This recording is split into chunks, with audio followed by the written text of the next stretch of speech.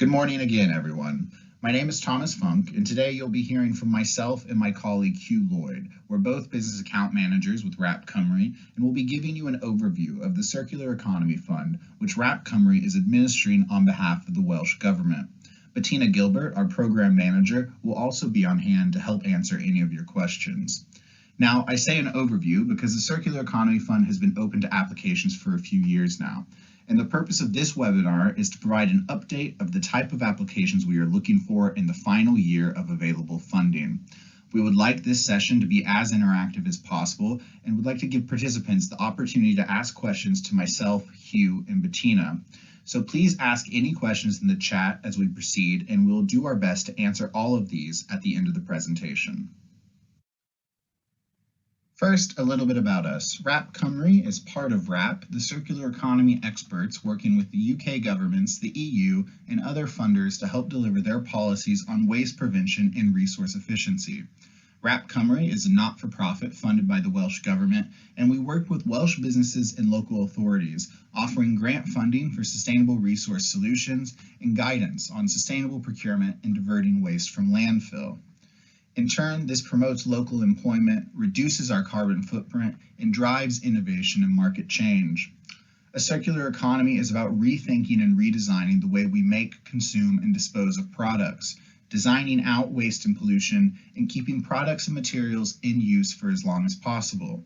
It's about driving greater resource productivity and reducing the environmental impacts of production and consumption.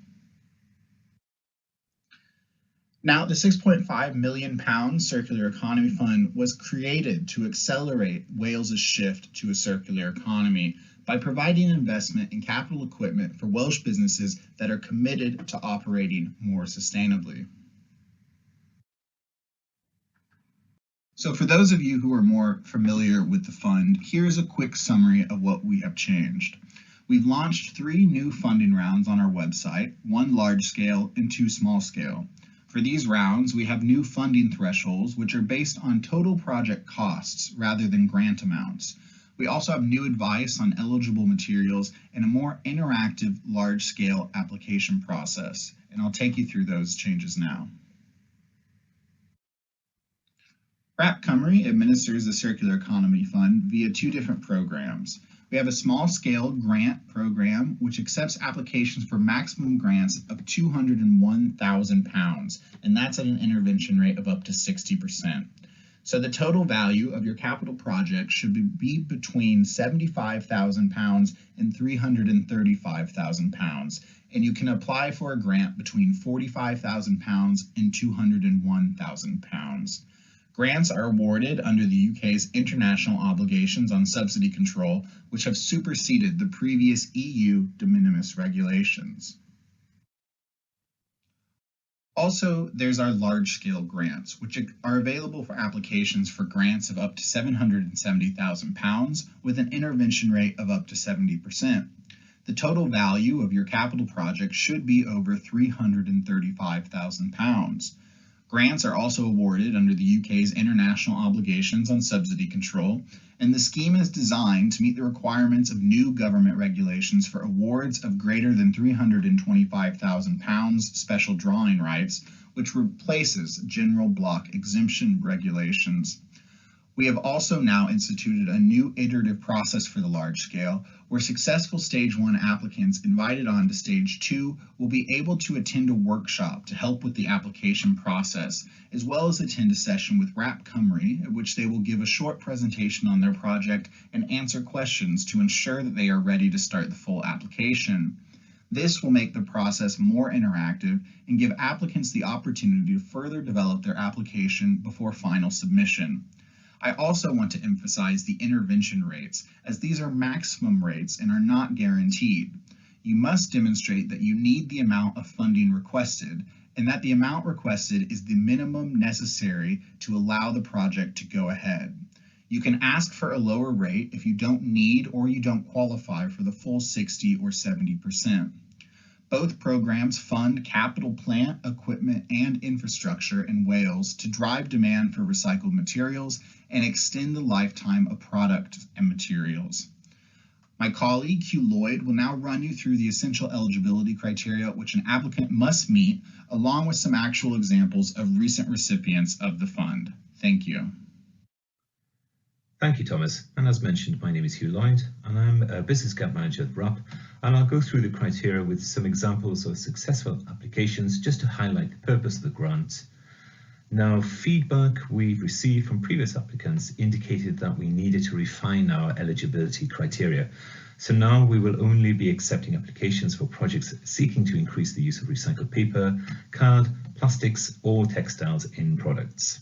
We will still welcome applications for projects involving preparation for reuse, refurbishment or remanufacturing activities. However, applications using furniture, electrical equipment, clothing, shoes and textiles will be the priority materials, as these have the highest CO2 savings.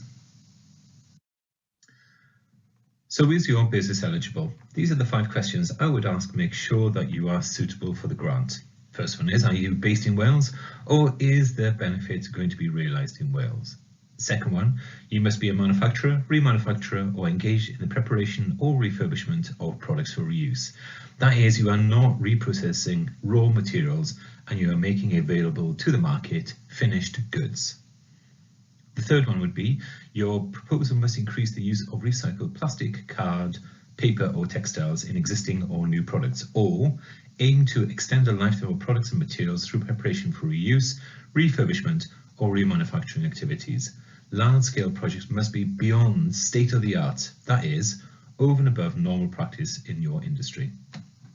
Now, for projects seeking to extend the lifetime of products and materials, furniture, electrical equipment, clothing, shoes and textiles are priority materials. Other materials may be considered if applicants can show that there is a market failure. Now, the fourth question would be, your input materials must not be defined as waste. That is, they must have completed their originally intended use and be ready and safe to be used again. And if relevant, they should meet the end of waste criteria, which you can look up on the UK government website, and be deemed as good as virgin materials. And then the fifth and last question, is your input materials or feedstocks not your own? That is, their source outside of your organisations, because this cannot be seen to be supporting your own waste. To give you an idea of what a successful grant application looks like using previous criteria, we'll look at Salpak, based in Port Talbot, who produce plastic packaging for the furniture industry. Before they received the Small Scale Circular Economy Fund grant, they used virgin plastics only in their production process. They used their grant to purchase a 3-layer blow molding machine, which allowed them to include a layer of recycled plastic in their products without compromising on quality. Now Salpak produce plastic packaging with 30% recycled content, replacing a product previously manufactured from virgin plastics only. Following on from the same criteria, we'll look at Capital Valley Plastics, based in Pontypool in Blenavon, and is a manufacturer of polyethylene building film for the construction industry. Products include damp-proof membranes, damp-proof courses and gas barriers. Now, Capital Valley Plastics were already producing 100% recycled content plastic products when they applied for this grant. The grant enabled them to increase production capacity to meet customer demand for the products, with the result that they are now using more recycled materials in their production.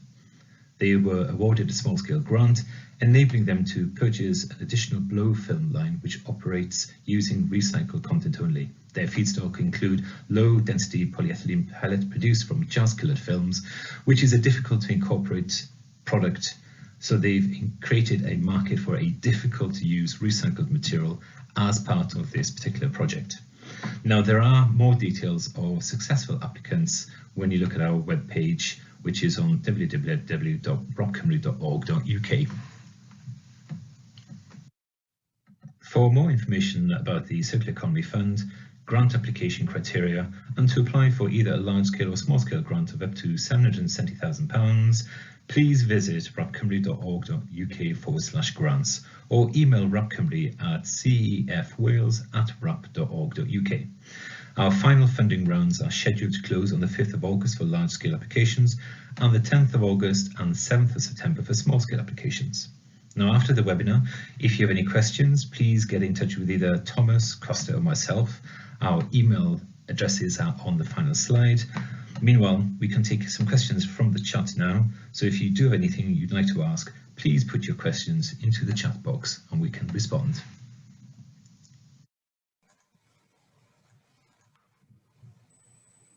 Okay, so for those who have not met me before, I'm Hugh Lloyd, I'm one of the business account managers, and you heard from my colleague Thomas Funk earlier, and the third business account manager is my colleague Costa Thanatos. Now, the email addresses are all there, so I would really encourage you to get in touch with us, and if you wanted to have a one-to-one with us, the one great thing about the last couple of years is that we've really come along in leaps and bounds when it comes to using Teams and Zoom and the like. So if you wanted to chat to us about your particular application, or if you had questions, then I could share a screen, I could go through the application process, and I can answer your questions on a one-to-one basis that way. Or if you want to meet up, things are getting a little bit easier, then by all means, I'd be more than happy to meet you on a face-to-face basis when we are legally able to do that. Now, what I was going to do is I've had a couple of questions through on chat. I'll go through these, but as I said, you do have our email addresses there as well.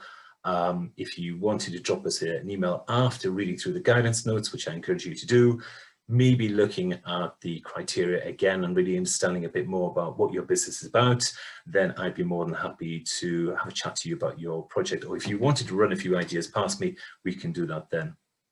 Now, if I just have a quick look at these questions which have come through, one of them was, do you need more than one quote for equipment? Well, it depends. Anything more than £5,000, we do ask for 3 quotes, please. These have to be recent quotes as well. Anything less than £5,000, then it's just the 1 quote. Now, if the piece of equipment is specialist, or you might have something which fits into your particular setup, and you just, or there could be, just the one company that provides this, then you can provide fewer than 3 quotes. It all depends on the circumstances. But on your application form, if you could just tell us why I'm only providing 1 quote for this piece of kit because it's the only one which fits in with my existing one, or this could be the only company that can provide us with this. So as I said, anything more than 5,000, you need 3 quotes. Anything less than 5,000, 1 quote. But we've had quotes as well in the past from companies selling secondhand equipment or even eBay.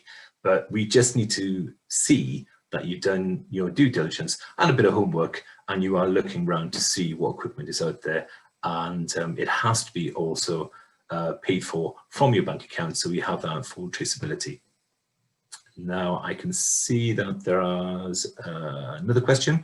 When it comes to completing the application form, we can't help you on the application form, but I can discuss with you the various parts of the application form about what can be done, what can't be done, what can be included, and just go through it in a bit more detail. As I mentioned before, the great thing about using Teams and Zoom is I can share a document and I can go through the document and explain in a bit more detail as to what section is referring to and the like.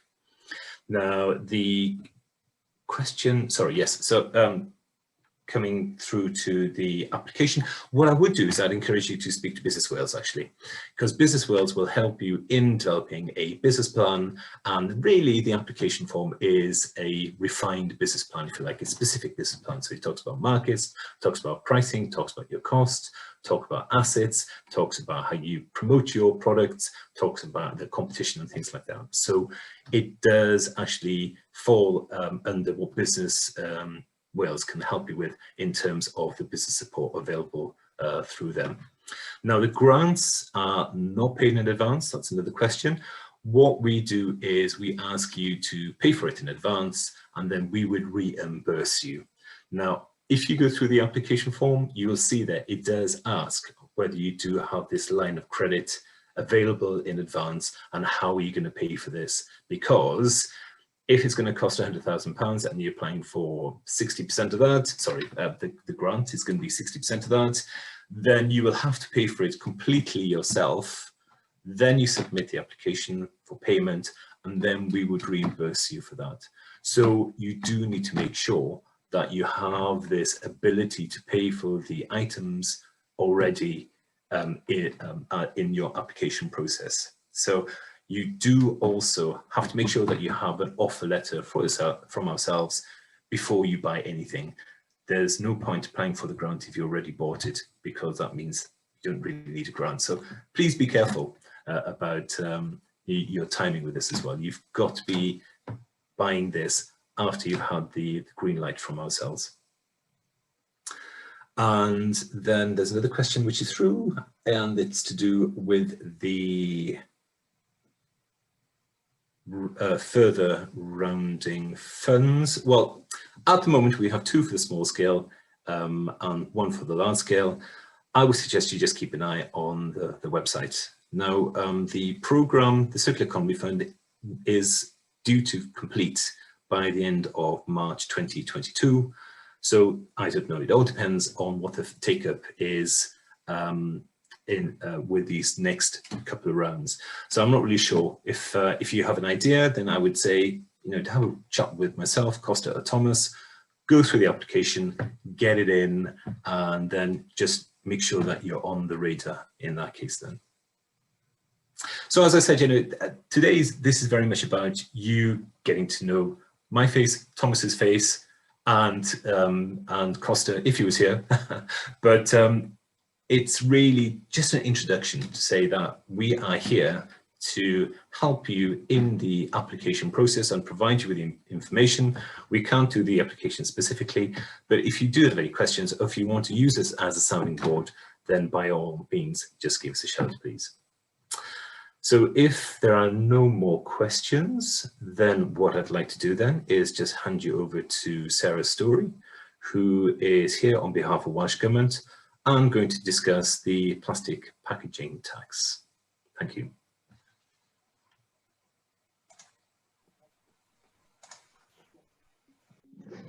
Hello everyone. Yes, so I'm Sarah Story. Just a little bit of an intro about who I am and why I'm here. Sarah Story, I work in Welsh Government, but I work in the Treasury Department, and I work on and manage the policy development for environmental taxes in Wales. So what that means is that covers those environmental taxes that are devolved to Wales, which is landfill tax, any consideration of any new green taxes, new green Welsh taxes or charges, and those taxes that are reserved, so those ones that span across the UK, so the aggregates levy and the plastics packaging tax. So I'm here today to give an update on the plastics packaging tax on behalf of HMRC. We've been working with UK government on development and design of that tax, but also mainly to facilitate input from Welsh industry into that design of the tax. There's still a little bit of a way to go, but yeah, let me start with that. So the tax is due to be introduced from April next year, and as a bit of a refresher, it's designed to encourage the use of recycled plastic instead of new plastic material within plastics packaging, and it will apply to plastics packaging that's manufactured in or imported into the UK that doesn't contain at least 30% recycled plastic, and that's plastics packaging is packaging that is predominantly plastic by weight. So by way of update on some of the logistics of this, the legislation, the primary legislation, received royal assent in June, so it's now included within the Finance Act 2021, which is a traditional way of introducing taxes on a UK-wide basis. The parliamentary debates on the Act showed that there continues to be support on the tax. As a consequence, no amendments have been made to the primary legislation. To support businesses through all of this process, some guidance was published earlier on this year, and it was labelled "Get Your Business Ready for the Plastics Packaging Tax," and that provides a really high-level overview on the tax, whereas this week further information for businesses as part of that guidance has now been updated to provide a bit more detail on types of plastics packaging that are subject to the tax, So that's things like single-use products, carrier bags, sandwich bags, disposable cups, and who that taxable person is as well. So that's in section 2 of this guidance, and that guidance will then be followed up with more guidance later this year to help understanding on, again, further types of plastics packaging that are subject. All of this is on the gov.uk website, and we can send links. I'll send one off the back of this event today, and we can circulate following the meeting afterwards. I'm happy for my details to be provided if you'd like to include me in any correspondence, or if you'd like me to respond to anything directly, I'm happy to, basically. So alongside this guidance, HMRC's also published some secondary legislation this week, which is covering some more of the technical aspects, and it's sort of amending the meaning of plastics packaging components and clarifies who that taxable person business will be, and that includes, so what's on the website at the moment is copies of the draft statutory instruments for descriptions of products, substantial modification. I've just read through them myself as well, and they're still high level. They seem clear to me, but if there is anything that you would like clarified, then please do contact me. So just in short, HMRC are going to publish further guidance off the back of this guidance that was published this week. Further secondary legislation is going to be published as well to provide some further clarity on some of the nitty-gritty aspects of the tax, and we'll also be doing some live streams, webinars to support businesses and do some Q&As a little bit later on this year. But in the meantime, if you'd like to receive email updates regarding the tax, if you're not already on their mail shop list, then there's an email address that you can email to request to be signed up to that mailing list. And I'll send all of that information out afterwards. So that's a wrap for now. I hope that was helpful. Great, thank you, Sarah. So I think that's sort of brings us to the conclusion. So just want to thank everyone for attending. As a reminder, we will be sending out a recording of this webinar, and we'll be sure to include Sarah's contact details. So if anybody would like to follow up with her as well. And I guess I'd just like to conclude, please don't hesitate to get in touch with myself, Hugh, or Costa, or the Circular Economy Fund inbox. We're here to help. And so if you got any other questions or if you're searching for advice, please get in touch with us. But I think we'll leave it there, and thank you all for attending. Thank you. Thanks.